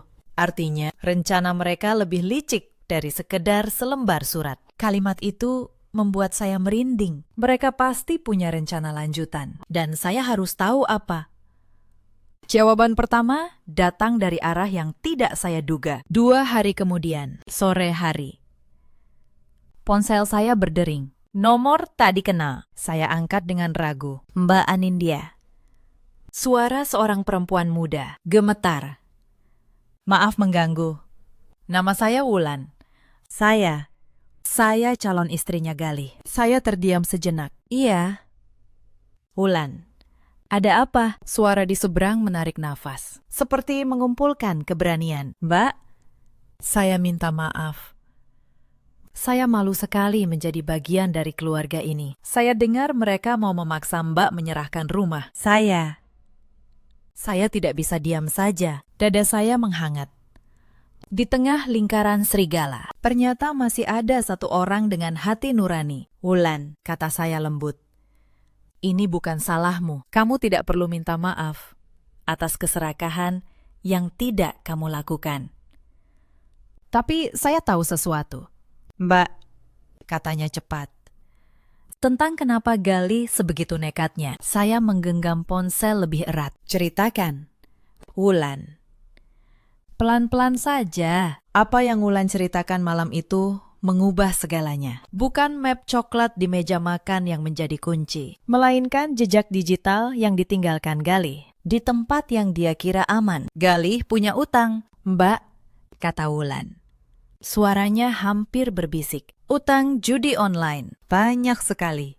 Awalnya saya tidak tahu, tapi beberapa minggu lalu ada orang datang ke kontrakan kami, menagih dengan kasar. Galih bilang ke saya itu cuma teman, tapi saya dengar angkanya, 240 juta. Mbak, saya menutup mulut dengan tangan. 240 juta. Angka yang sama besarnya dengan obsesi yang menghancurkan akal sehat. Jadi pernikahan kalian, kata saya pelan. Cuma kedok. Mbak, jawab Wulan. Suaranya pecah. Saya baru sadar belakangan. Galih butuh alasan supaya keluarga mau membelikan rumah. Lalu rumah itu mau dia jual diam-diam buat bayar utang bandar. Dia tidak pernah serius mau menikahi saya. Saya cuma alat. Saya memejamkan mata. Potongan-potongan teka-teki itu kini menyatu. Galih tidak butuh tempat tinggal. Dia butuh aset untuk dijual. Dan rumah saya yang sudah lunas dan bersertifikat jelas adalah sasaran paling empuk. Wulan, kata saya. Apa kamu punya bukti soal utang itu? Apapun? Saya punya foto. Mbak, screenshot percakapan Galih dengan penagih. Dan foto dia waktu mereka datang ke kontrakan. Saya simpan diam-diam. Karena saya takut. Kirimkan ke saya, kata saya. Dan Wulan, dengarkan saya baik-baik. Mulai sekarang, kamu jangan bertingkah aneh di depan mereka. Tetap tenang. Biarkan mereka mengira kamu tidak tahu apa-apa. Percayakan sisanya pada saya. Malam itu, ponsel saya dipenuhi kiriman dari Wulan. Tangkapan layar percakapan, foto-foto, bahkan rekaman suara samar saat penagih datang. Galih, adik ipar yang selama ini memasang wajah memelas, ternyata menyimpan borok sebusuk ini. Saya meneruskan semuanya ke Pak Hendra. Dia menelpon balik dalam 5 menit. Nin, katanya. Suaranya bercampur antara marah dan kagum. Ini lengkap. Motifnya jelas sekarang. Mereka mau merampas rumahmu untuk menutup utang judi. Tapi kita masih kurang satu hal. Bukti bahwa akta hibah yang mereka buat itu palsu. Kita harus buktikan tanda tanganmu di akta itu dipalsukan. Saya tahu cara membuktikannya, kata saya. Tapi saya butuh mereka mengeluarkan akta itu sendiri. Di tempat yang resmi, di depan saksi. Kamu mau memancing mereka, bukan memancing, kata saya. Saya mau memberi mereka panggung, lalu membiarkan mereka jatuh dari atasnya sendiri. Sebelum menyusun jebakan itu, saya ingin memahami satu hal terakhir. Mengapa Galih, yang katanya butuh tempat tinggal, justru begitu nekat menjual rumah secepat itu? Wulan kembali membantu saya. Malam itu, dia mengirimkan tautan akun media sosial Galih, yang selama ini dia sembunyikan dari keluarga. Saya membuka akun itu, dan apa yang saya lihat membuat saya menggeleng pelan. Beranda Galih dipenuhi foto-foto dirinya berpose di kafe-kafe mahal, memakai pakaian bermerek yang jelas di luar kemampuannya, berkumpul dengan lingkaran pertemanan yang gemar memamerkan kekayaan. Di setiap unggahan, ada kalimat-kalimat yang berlebihan tentang kesuksesan, tentang gaya hidup mapan, tentang menjadi pria dari keluarga terpandang. Yang paling mencolok adalah unggahannya di sebuah grup komunitas penggemar mobil mewah. Di sana, Galih beberapa kali bertanya tentang ketersediaan sebuah mobil bekas berkelas. Dia bahkan menulis dengan percaya diri bahwa dia akan segera punya modal besar dalam waktu dekat. Saya menatap layar itu lama sekali. Akhirnya saya mengerti seluruh kepingnya. Galih tidak butuh rumah untuk berteduh. Dia butuh uang untuk menutup utang dan untuk membeli gengsi. Dia ingin terlihat sukses di mata teman-temannya. Sebuah obsesi kosong yang dia bayar dengan menghancurkan kakak iparnya sendiri. Saya merasa ngeri sekaligus tak percaya demi sebuah citra palsu di dunia maya, demi validasi dari orang-orang yang bahkan tidak peduli padanya. Dia tega menghasut orang tuanya untuk merampok rumah saya. Saya menyimpan tangkapan layar dari semua unggahan itu, bukan untuk mempermalukannya di depan umum, melainkan sebagai bukti motif. Jika suatu saat semua ini berlanjut ke jalur hukum. Hendra, kata saya keesokan harinya, sekarang saya paham segalanya. Utang. gengsi, panjat sosial. Semua bermuara pada satu hal. Keserakahan yang dibungkus topeng batik. Saya sudah siap. Mari kita buka panggungnya. 3 hari berlalu. Saya bersikap seolah mulai melunak. Saya mengirim pesan kepada Bu Sukarsi, mengatakan bahwa saya butuh waktu untuk merelakan. Tapi saya tidak ingin merusak hubungan keluarga. Saya tahu umpan itu akan mereka telan bulat-bulat. Benar saja, Bu Sukarsi membalas dengan nada yang tiba-tiba manis. Beliau mengundang saya makan malam lagi, akhir pekan itu, untuk menyelesaikan urusan baik-baik yang tidak saya duga. Mereka justru mempercepat langkah. Sabtu pagi, saat saya pulang dari kantor sebentar, saya menemukan kunci pintu rumah saya sudah diganti. Gali berdiri di teras dengan tangan bersedekap. "Maaf, Mbak," katanya dengan senyum menjijikan. "Demi keamanan, Ibu yang minta. Nanti kalau urusan hibah sudah beres." Kuncinya dikasih lagi. Darah saya mendidih. Mereka mengganti kunci rumah saya sendiri, seolah saya tamu yang tidak diundang. Namun, saya menahan diri. Saya hanya tersenyum. "Tidak apa-apa, Gali," kata saya. "Saya menginap di tempat teman dulu, sampai semua jelas." Saya berbalik dan pergi. Di dalam mobil, saya mengepalkan tangan. Setiap langkah mereka justru menambah satu paku ke peti mati rencana mereka sendiri. Malam berikutnya, dari teman lama, saya akhirnya tahu dari mana mereka mendapatkan nomor sertifikat saya. 2 tahun lalu, saat bapak mertua sakit keras, saya pernah menyimpan fotokopi dokumen-dokumen keluarga di laci rumah untuk keperluan administrasi rumah sakit. Di antara tumpukan itu, ada 1 lembar salinan lama sertifikat rumah yang dulu saya gunakan saat mengurus balik nama. Saya lupa mengambilnya kembali. Bu Sukarsi menemukannya. Dari fotokopi itulah, mereka menyalin nomor sertifikat ke dalam akta hibah palsu. Mereka pikir, dengan nomor yang benar dan tanda tangan yang dipalsukan, mereka bisa meyakinkan notaris kenalan untuk meloloskan akta itu. Mereka lupa satu hal yang sangat penting. Saya bukan orang awam, saya notaris. Dan mereka sedang bermain di lapangan saya sendiri. Namun rencana mereka belum berhenti. Beberapa hari setelah kunci diganti, Wulan kembali mengabari saya. Kali ini dengan suara panik. "Mbak," bisiknya lewat telepon, "Gali membawa pulang seorang pria tadi sore. Katanya calon pembeli rumah." Mereka keliling melihat-lihat setiap sudut. Gali bilang ke pria itu, "Rumah ini akan segera jadi miliknya. Dan dia mau jual cepat." Dada saya berdenyut. Mereka bahkan belum punya akta yang sah, tapi sudah berani menawarkan rumah saya ke calon pembeli. Tingkat kenekatan mereka sudah melewati akal sehat. "Wulan," kata saya, "apa kamu sempat dengar nama pria itu? Atau dari mana dia?" Saya dengar Gali menyebut nama agen properti. "Mbak, sepertinya dia memakai jasa makelar untuk mempercepat penjualan." Saya menutup telepon dengan tangan dingin. Lalu, saya bertindak cepat. Sebagai notaris, saya tahu betul bagaimana melindungi sebuah aset dari penjualan ilegal. Pagi berikutnya, saya datang ke kantor pertanahan setempat. Saya mengajukan pemblokiran atas sertifikat rumah Bintaro. Dengan blokir itu, tidak ada satupun transaksi jual-beli, balik nama, atau pengalihan hak yang bisa diproses atas rumah itu tanpa persetujuan saya sebagai pemilik sah. Petugas pertanahan mengecek data. Lalu, beliau menatap saya dan berkata, "Ibu Anindya, sertifikat ini memang atas nama Ibu. Pemblokiran kami terima. Mulai hari ini, rumah ini terkunci secara hukum." Saya keluar dari kantor itu dengan satu beban terangkat. Apapun yang mereka coba lakukan dengan akta palsu mereka, kini menabrak tembok hukum yang tidak bisa mereka tembus. Insiden berikutnya datang dari Gali sendiri. Rupanya, dia mulai curiga saya tidak segampang yang dia kira. Suatu malam, dia menelpon saya dengan nada mengancam yang dibungkus manis. "Mbak Anin," katanya, "saya dengar Mbak mau bikin masalah. Mendingan tanda tangan saja akta itu baik-baik. Kalau tidak, nanti Mbak yang malu di depan keluarga besar. Ibu bisa cerita ke semua saudara kalau Mbak menantu durhaka yang menelantarkan keluarga suami. Saya hampir tertawa mendengar ancaman itu. Senjata terakhir mereka hanyalah rasa malu. Mereka pikir saya akan tunduk demi menjaga citra. Galih, kata saya dengan suara setenang es. Silahkan cerita ke siapapun yang kamu mau. Tapi izinkan saya bertanya satu hal. Apa kamu sudah cerita ke keluarga besar soal utang 240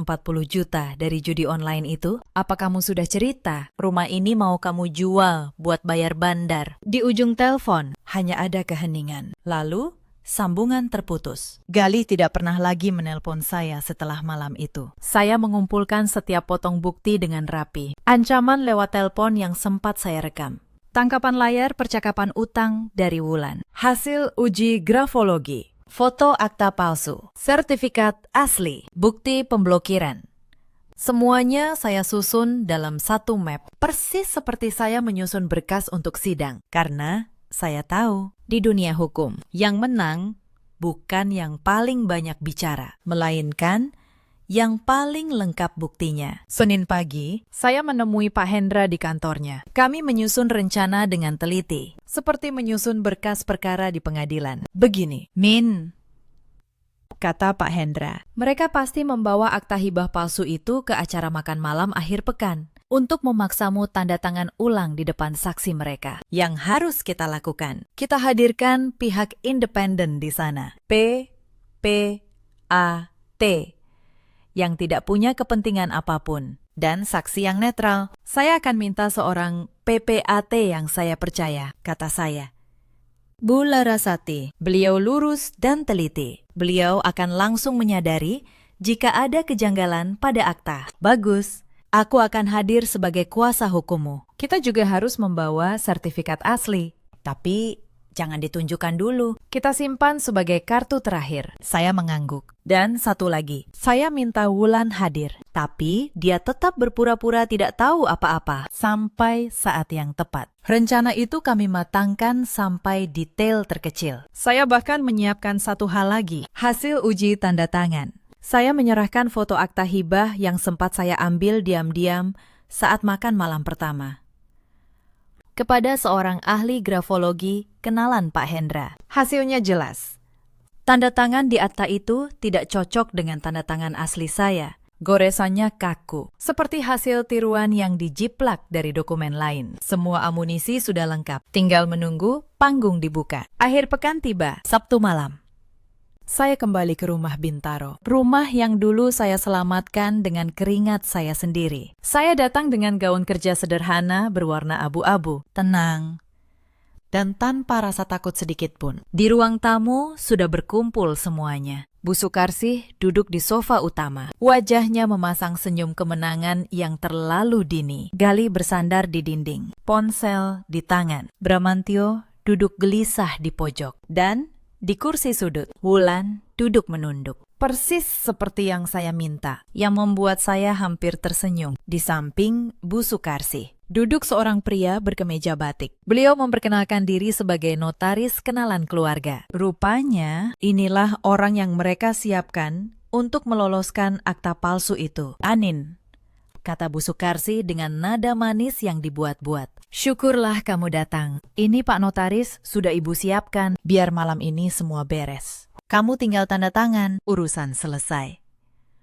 Kita tetap keluarga. Saya tersenyum sopan. Tentu, Bu. Saya juga ingin semua selesai malam ini. Tapi izinkan saya membawa 2 tamu. Pintu terbuka. Pak Hendra masuk dengan tas kerjanya. Di belakangnya, Bu Larasati, PPAT, yang saya percaya dengan map dokumennya sendiri. Wajah Bu Sukarsih sedikit berubah. Siapa ini? Pak Hendra. Kuasa hukum saya, kata saya tenang. Dan Bu Larasati, PPAT, independen. Karena ini urusan hibah rumah yang nilainya besar, sudah sepatutnya prosesnya sah secara hukum. Dengan pihak yang netral. Ibu setuju, kan? Demi kebaikan keluarga. Bu Sukarsih tidak bisa menolak tanpa terlihat mencurigakan. Beliau mengangguk kaku. Tentu saja. Bagus, kata saya. Kalau begitu, boleh saya lihat akta hibahnya, Bu? Yang akan saya tanda tangani. Galih maju, menyodorkan map coklat yang sama. Bu Larasati menerimanya. Beliau membuka akta itu, membacanya dengan saksama, halaman demi halaman. Wajahnya semakin lama semakin mengerut. Maaf, kata Bu Larasati memecah keheningan. Di sini tertulis bahwa pemberi hibah, yaitu Ibu Anindya, menyerahkan rumah secara sukarela. Tanda tangannya sudah ada di sini. Padahal yang bersangkutan, Ibu Anindya, baru hadir malam ini dan belum tanda tangan apapun. Bisa dijelaskan, tanda tangan ini dibuat kapan dan di mana? Ruangan mendadak senyap. Galih menelan ludah. Bu Sukarsih membuka mulut. Tapi tidak ada kata yang keluar. Itu Anin sudah tanda tangan sebelumnya, kata Bu Sukarsih akhirnya, tergagap. Tidak. Bu, kata saya, tenang. Saya tidak pernah menandatangani akta itu, dan saya bisa membuktikannya. Bu Sukarsih tiba-tiba bangkit dari sofa. Wajahnya merah padam. Beliau menuding saya dengan jari gemetar. Kamu memang menantu durhaka, suaranya meninggi. Sudah kami beri tempat tinggal bertahun-tahun. Sekarang kamu membawa pengacara untuk melawan keluarga sendiri. Di mana baktimu sebagai istri? Di mana hormatmu pada orang tua? Saya tidak gentar. Saya menatap mata beliau lurus-lurus. Bakti. Bu, Ibu bicara soal bakti, sambil memaksa saya menandatangani dokumen palsu untuk menyerahkan rumah yang saya beli dengan keringat saya sendiri. Hormat itu dua arah. Bu, saya selalu menghormati Ibu. Tapi Ibu, sejak kapan menghormati saya? Bu Sukarsih terdiam. Dadanya naik turun. Beliau jelas tidak menyangka saya akan melawan dengan tenang seperti ini. Sepanjang 4 tahun, beliau terbiasa melihat saya mengalah, menunduk, menahan diri. Malam ini, perempuan yang beliau kira lemah itu berdiri tegak di depannya. Silakan duduk. Bu, kata saya pelan. Malam ini, semuanya akan jelas. Bukan dengan teriakan, tapi dengan dokumen. Beliau kembali terduduk. Kali ini dengan ekspresi yang mulai retak. Saya mengeluarkan satu amplop dari tas saya. Saya serahkan kepada Bu Larasati dan Pak Hendra. Ini hasil uji grafologi atas tanda tangan di akta itu. Ahli menyatakan tanda tangan tersebut palsu. Dijiplak dari dokumen lama saya. Bramantio mengangkat wajah. Terkejut. Galih mulai gelisah. Menggeser kakinya. Tunggu dulu, kata notaris, kenalan keluarga, mulai berkeringat. Saya tidak tahu apa-apa soal ini. Saya cuma diminta hadir. Tidak apa-apa, Pakistan, kata saya. Anda tidak perlu terlibat lebih jauh. Sebentar lagi, Anda akan paham. Akta ini memang tidak layak diloloskan. Saya menarik napas. Lalu, saya mainkan kartu kedua. Bu Sukarsih, kata saya. Sebelum kita lanjut, saya ingin bertanya satu hal di depan semua orang. Atas dasar apa Ibu merasa berhak menghibahkan rumah ini kepada Galih? Sertifikat rumah ini atas nama siapa? Bu Sukarsih terdiam. Untuk pertama kalinya malam itu, senyum kemenangannya benar-benar runtuh. Rumah ini warisan keluarga, kata Bu Sukarsih. Suaranya mulai goyah. Warisan almarhum suami saya. Benarkah, Bu? Kata saya. Saya membuka tas saya, mengeluarkan satu map biru. Lalu, saya serahkan kepada Bu Larasati. Tolong dibacakan. Bu Larasati.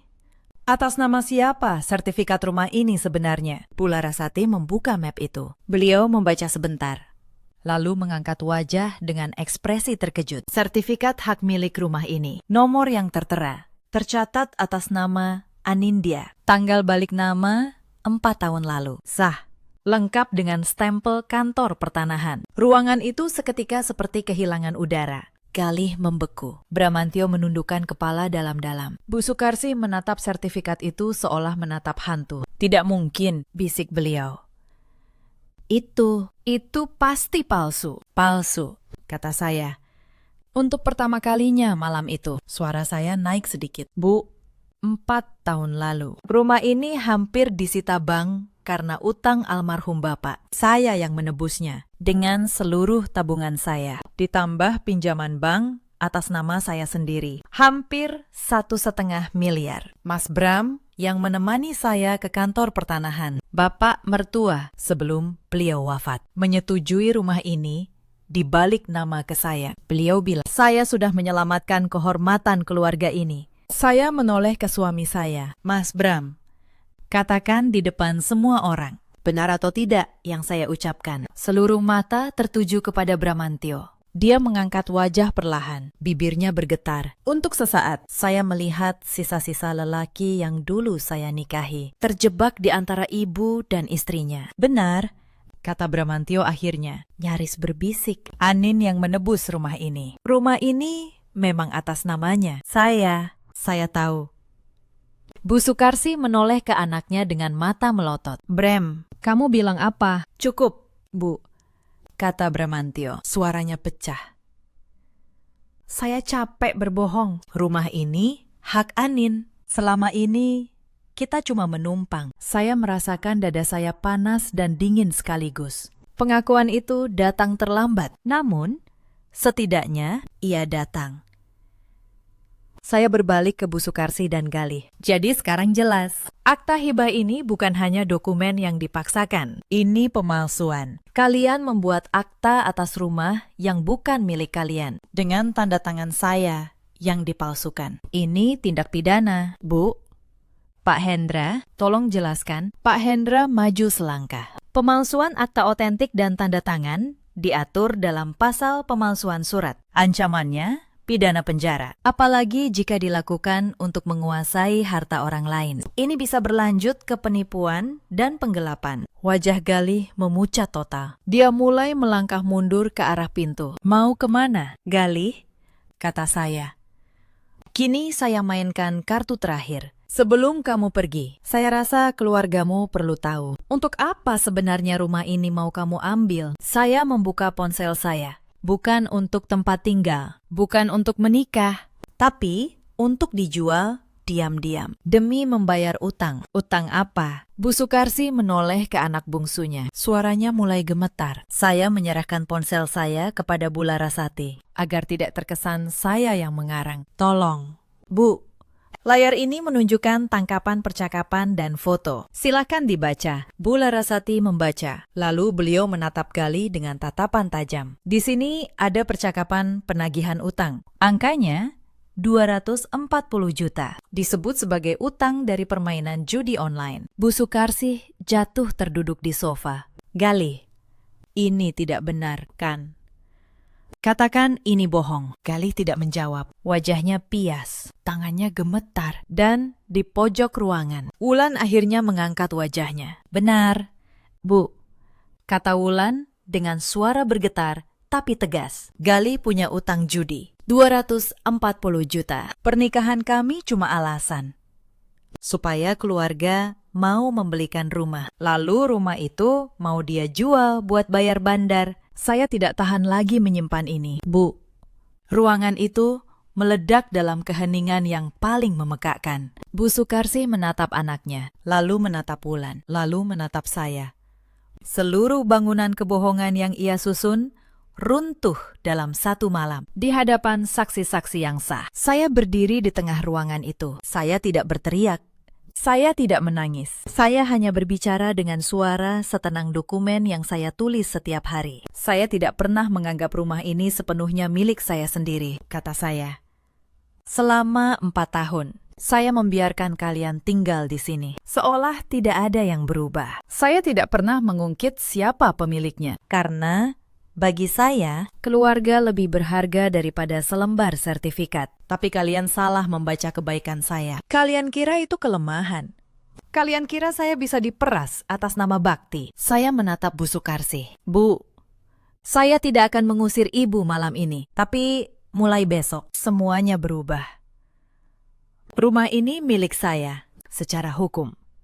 Dan saya yang akan menentukan apa yang terjadi di dalamnya. Malam itu berakhir dalam kekacauan yang sunyi. Notaris kenalan keluarga pamit pergi lebih dulu. Jelas tidak ingin terseret. Galih mengurung diri di kamar. Bramantio duduk di teras sendirian, menatap kosong ke jalanan. Bu Sukarsi tidak keluar dari kamarnya sampai pagi. Saya menginap di rumah teman malam itu. Bukan karena saya tidak berhak tidur di rumah saya sendiri, tapi karena saya butuh ruang untuk berpikir jernih tentang langkah berikutnya. Kemenangan di ruang tamu itu baru separuh jalan. Masih ada urusan hukum yang harus saya tuntaskan, agar kejadian ini tidak terulang. Keesokan paginya, saya dan Pak Hendra duduk di kantornya, menyusun rencana hukum. Nin, kata Pak Hendra, kamu punya bukti yang lebih dari cukup. Akta hibah palsu, hasil grafologi, sertifikat asli, dan pengakuan suamimu sendiri di depan saksi. Kalau kamu mau, kita bisa langsung melaporkan pemalsuan ini ke polisi. Gali dan ibu mertuamu bisa diproses pidana. Saya terdiam lama. Saya menatap cangkir kopi di hadapan saya. Di satu sisi, hati saya yang terluka ingin keadilan penuh. Di sisi lain, saya tahu memenjarakan ibu kandung suami saya akan menghancurkan banyak hal yang tak bisa diperbaiki. Saya tidak mau buru-buru, kata saya. Tapi saya juga tidak mau jadi korban lagi. Saya butuh perlindungan hukum yang kuat. Saya mau membuat semuanya hitam di atas putih. Pak Hendra mengangguk. Apa rencanamu? Pertama, saya mau melaporkan akta palsu itu, supaya tidak bisa dipakai lagi. Kita buat laporan resmi atas pemalsuan dokumen, tapi kita tahan dulu prosesnya sebagai jaminan. Kedua, saya mau membuat pernyataan resmi bahwa rumah Bintaro adalah milik saya sepenuhnya, dan saya memberikan izin tinggal sementara kepada Bu Sukarsih dengan syarat yang jelas. Ketiga, soal utang Gali, itu urusan dia. Saya tidak akan menanggung 1 rupiah pun. Itu langkah yang bijak, kata Pak Hendra. Kamu memberi mereka jalan keluar, tapi kamu pegang kendali penuh kalau mereka macam-macam lagi. Laporan pidana itu tinggal kamu jalankan. Minggu itu, saya bekerja seperti seorang notaris menangani perkaranya sendiri. Saya membuat surat pernyataan kepemilikan yang sah. Saya menyiapkan dokumen izin tinggal sementara untuk Bu Sukarsih. Dan saya membatalkan secara hukum akta hibah palsu itu dengan mencatatkan keberatan resmi agar tidak akan pernah bisa diproses balik nama di kantor pertanahan manapun. Beberapa hari kemudian, Bu Sukarsih meminta bertemu saya. Kali ini tanpa map coklat, tanpa notaris kenalan. Hanya beliau duduk di ruang tamu dengan wajah yang tampak menua 10 tahun dalam seminggu. Anin, kata beliau. Suaranya tidak lagi galak. Ibu minta maaf. Saya duduk di hadapannya. Saya menunggu. Ibu salah. Lanjutnya.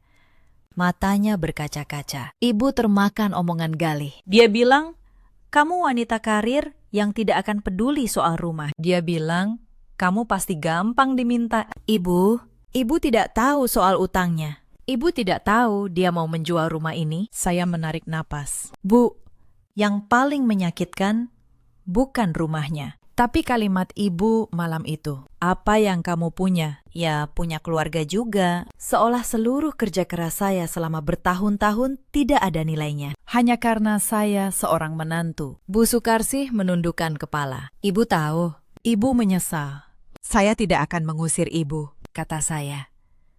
Ibu boleh tetap tinggal di sini, tapi ada syaratnya. Pertama, ibu harus tahu rumah ini milik saya, dan itu tidak akan pernah berubah. Kedua, Galih harus bertanggung jawab atas utangnya sendiri. Saya tidak akan ikut campur. Ketiga, tidak ada lagi paksaan, tidak ada lagi tipu daya atas nama apapun. Kalau itu terjadi lagi, saya tidak akan diam seperti dulu. Beliau mengangguk pelan, berkali-kali. Ibu janji.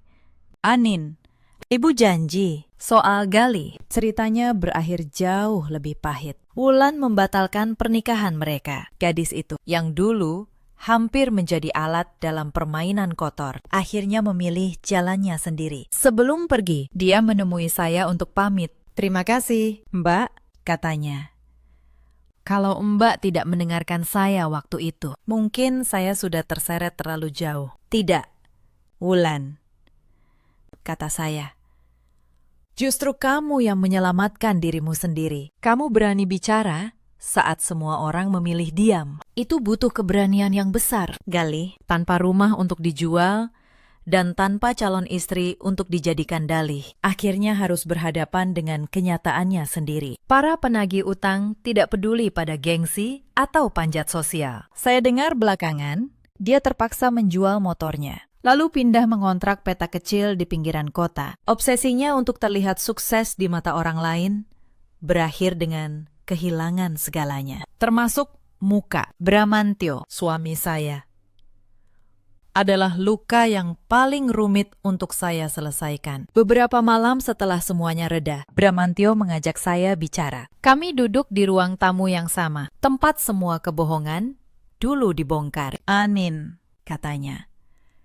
Suaranya berat. Saya tahu saya tidak punya muka untuk minta apa-apa. Tapi saya minta maaf. Saya pengecut. Saya diam saat seharusnya saya membelamu. Saya tahu rumah ini hakmu, tapi saya tidak berani melawan ibu. Saya menatapnya lama. Lelaki yang dulu berjanji di hadapan Tuhan untuk melindungi dan menghormati saya. Lelaki yang saat saya paling membutuhkannya, justru memilih memalingkan wajah ke televisi. Mas, kata saya pelan. Maaf, itu mudah diucapkan, tapi kepercayaan sekali retak. Tidak bisa dilem kembali seperti semula. Malam itu, di meja makan, saya menggenggam tanganmu dan memintamu bicara. Kamu diam. Diammu itu, Mas, lebih menyakitkan daripada semua kata kasar ibumu. Bramantyo menundukkan kepala. Air matanya jatuh. Saya tidak membencimu. Lanjut saya. Tapi saya juga tidak bisa lagi pura-pura semuanya baik-baik saja. Saya butuh waktu, dan saya butuh memikirkan. Apakah pernikahan ini masih layak diperjuangkan? Atau sudah waktunya saya melepaskan diri demi kewarasan saya sendiri? Kami berpisah ranjang sejak malam itu, bukan dengan amarah, tapi dengan kelelahan yang dalam. Saya tidak tahu apakah kami akan bertahan atau berakhir. Yang saya tahu, saya tidak akan pernah lagi mengecilkan diri demi membuat orang lain merasa besar. Bulan-bulan berikutnya berlalu pelan. Saya kembali fokus pada pekerjaan saya. Kantor mempercayakan kepada saya proyek besar, menangani legalitas sebuah kemitraan usaha bernilai miliaran. Untuk pertama kalinya dalam waktu yang lama, saya merasa dihargai bukan sebagai menantu, bukan sebagai istri yang harus mengalah, melainkan sebagai diri saya sendiri. Anindya, seorang profesional yang cakap. Saya akhirnya memutuskan untuk berpisah dengan Bramantyo secara baik-baik. Bukan karena dendam, melainkan karena saya sadar. Sebuah rumah tangga yang dibangun di atas ketakutan untuk membela pasangan tidak akan pernah benar-benar menjadi rumah. Kami menyelesaikan perceraian dengan tenang. Hitam di atas putih, tanpa drama. Bu Sukarsih, yang kini jauh lebih lunak, bahkan tidak menghalangi. Mungkin beliau akhirnya paham. Harga diri seseorang tidak bisa ditukar dengan apapun. Rumah Bintaro tetap menjadi milik saya. Saya memberikan waktu yang layak bagi Bu Sukarsih untuk mencari tempat tinggal baru bersama Galih. Dengan bantuan secukupnya dari saya. Bukan karena saya wajib, tapi karena saya memilih untuk tidak menjadi sekejam mereka. Setelah mereka pindah, untuk pertama kalinya dalam 4 tahun, rumah itu benar-benar menjadi rumah saya. Tempat saya bisa bernapas lega. Mobil peninggalan ayah saya masih setia terparkir di garasi. Setiap kali saya menatapnya, saya teringat pesan beliau dulu, bahwa kemandirian seorang perempuan adalah harta yang tidak boleh diserahkan kepada siapapun, atas nama apapun. Hampir setahun setelah malam di meja makan itu, kantor saya mengadakan acara ramah tamah seusai penandatanganan kontrak kerjasama. Sebagai pemimpin proyek, saya melangkah di antara para tamu dengan gaun kerja berwarna biru tua yang anggun. Saya bertukar sapa, tersenyum.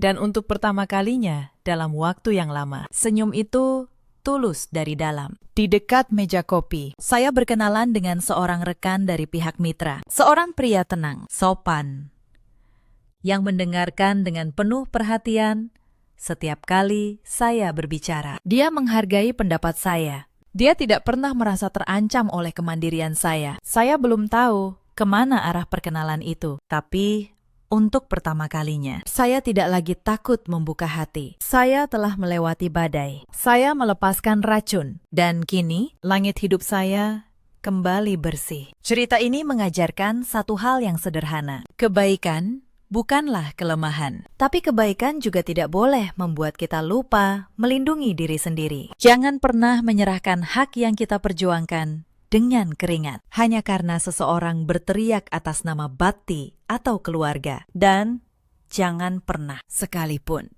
mengecilkan diri agar orang lain merasa besar. Di luar sana, ada banyak perempuan yang seperti saya dulu, bekerja keras, mandiri, tapi dipaksa merasa bersalah hanya karena menolak diperas. Kepada kalian, saya ingin berkata, hak kalian adalah hak kalian. Tidak ada ikatan keluarga yang sah dibangun di atas pemerasan. Ada juga banyak suami seperti Bramantio. Bukan jahat, tapi pengecut, memilih diam saat seharusnya membela. Ketahuilah, diam di saat yang salah adalah bentuk pengkhianatan yang paling menyakitkan. Dan ada pula para ibu mertua yang karena rasa sayang yang keliru pada anak kandung rela menghancurkan menantu yang justru paling banyak berkorban. Sayang yang tidak adil bukanlah kasih. Ia hanya keserakahan yang memakai topeng dalam hidup. Kita selalu punya pilihan, memilih bertahan dalam ketidakadilan, atau memilih berdiri dan membela diri dengan cara yang benar. Saya memilih yang kedua,